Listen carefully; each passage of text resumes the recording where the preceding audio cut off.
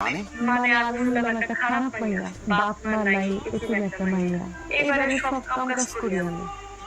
সুতরাং আমি তো এই বাসার কাজের মেয়ে। একটা কাজের মেয়ে কি আর ডাইনিং টেবিলে বসে খাইতে পারে? এটা কি শোভা পায়? পায় না ভাইজান। ভাইজান আমি যাইতে হইছে আপনি জান না ঘরে যায় খাইতেছি।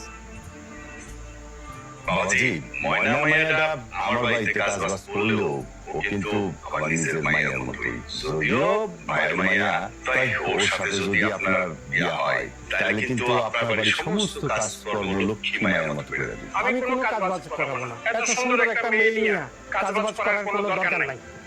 আমার বাড়িতে অনেক কাজের লোক আছে। আমার বাড়িতে পায়ের উপর বসে পা রেখে খাবে, আমার একটু সেবা যত্ন করবে। এই যে আমার ছোট ভাই এসে পড়ছে, কইছিলাম না যে আমার একটা ভাই বিদেশ থেকে, যে আমার এই ভাই স্মার্ট ভাই।